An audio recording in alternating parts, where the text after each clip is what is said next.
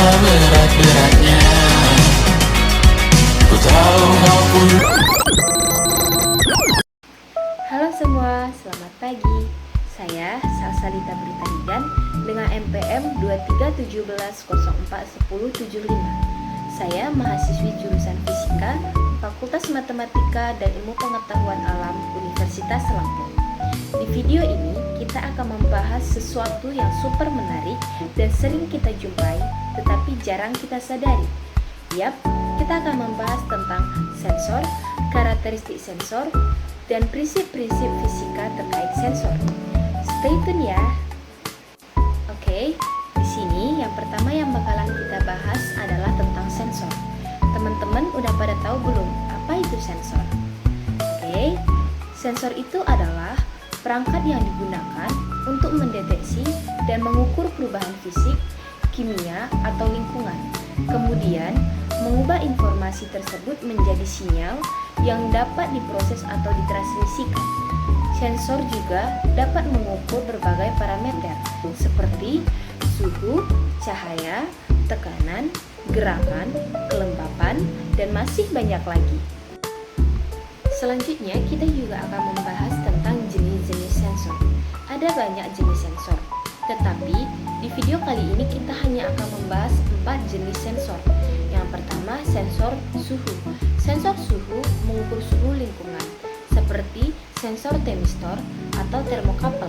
Yang kedua, sensor cahaya. Sensor cahaya mengukur intensitas cahaya, seperti fotodioda atau light dependent resistor. Yang ketiga, sensor gerak. Sensor gerak mendeteksi gerakan, seperti basis infrared atau ultrasonik. Yang keempat, sensor tekanan. Sensor tekanan mengukur tekanan udara atau fluida, sering digunakan dalam perangkat seperti altimeter atau barometer.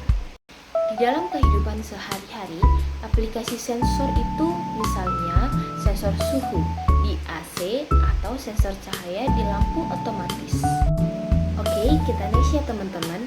Selanjutnya kita akan membahas tentang cara kerja sensor. Sensor bekerja berdasarkan perubahan fisik atau kimiawi di lingkungannya yang diterjemahkan menjadi sinyal listrik. Misalnya, sensor ultrasonik menggunakan gelombang suara frekuensi tinggi untuk mengukur jarak dengan menghitung waktu yang dibutuhkan gelombang untuk memantul kembali. Yang kedua, sensor termistor.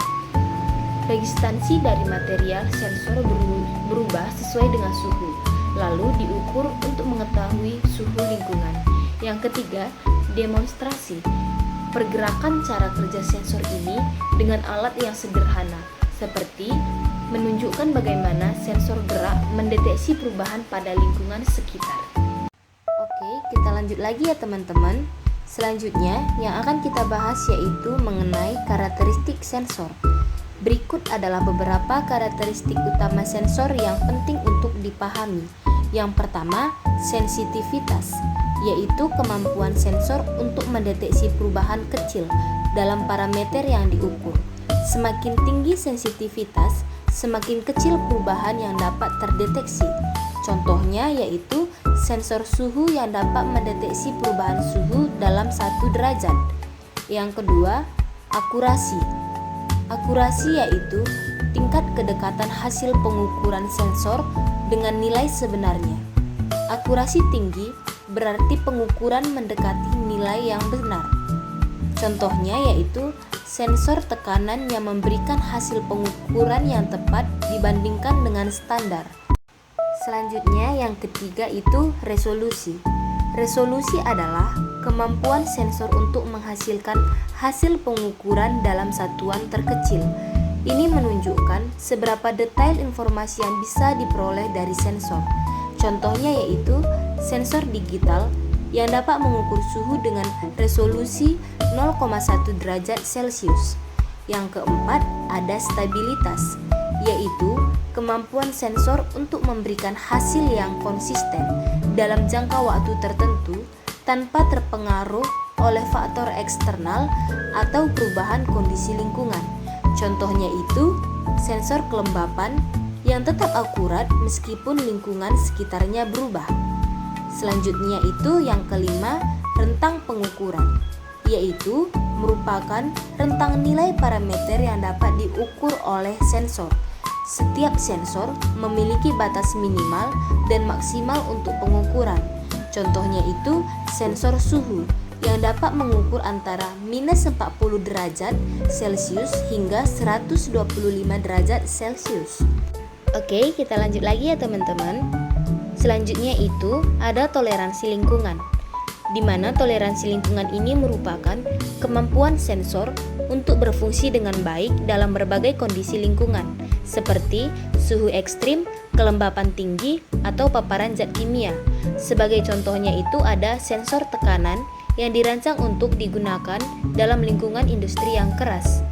Jadi, karakteristik-karakteristik ini sangat penting dalam pemilihan dan penggunaan sensor untuk aplikasi tertentu karena mempengaruhi kinerja dan keindahan sensor dalam situasi nyata.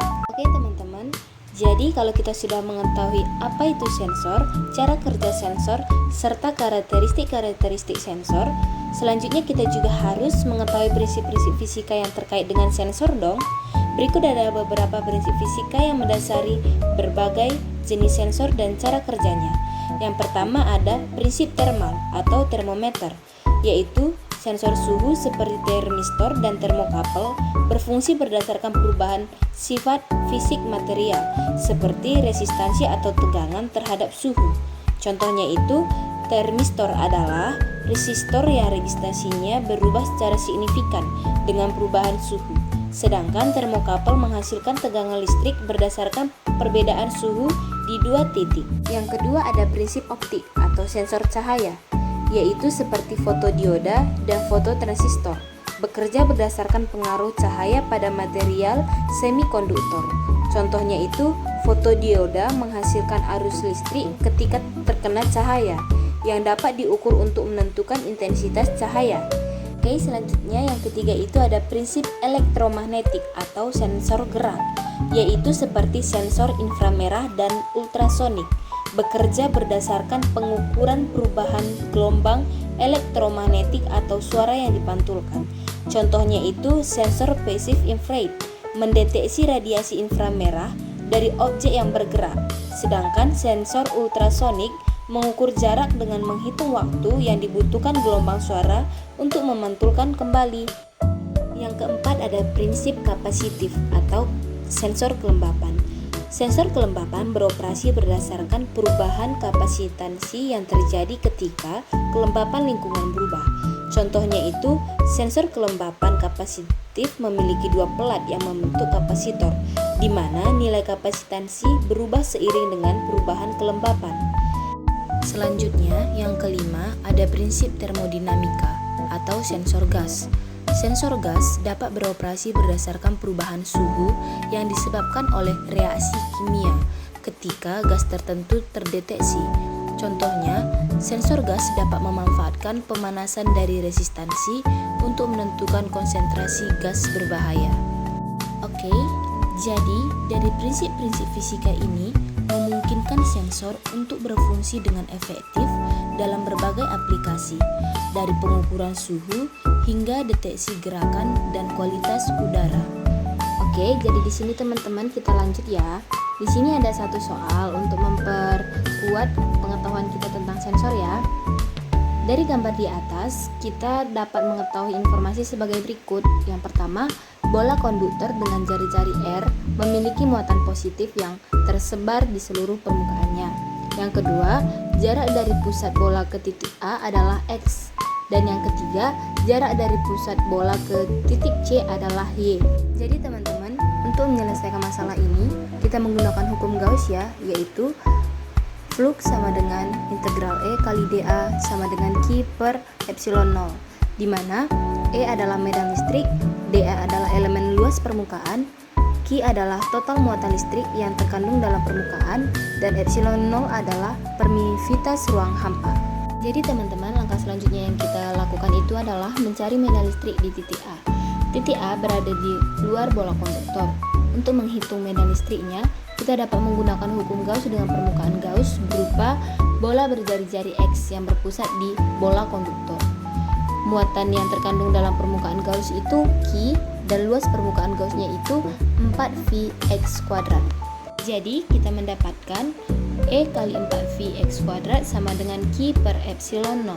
Sehingga medan listrik pada titik A itu adalah E sama dengan Q per 4V epsilon 0 X². Oke teman-teman, setelah kita memperoleh hasil dari medan listrik pada titik A, kita lanjutkan lagi ya teman-teman untuk mencari medan listrik pada titik B. Titik B itu berada di permukaan bola konduktor.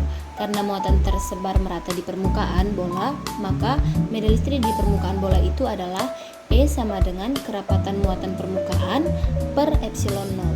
Jadi, kerapatan muatan permukaan dapat dihitung dengan kerapatan muatan sama dengan Q per 4VR².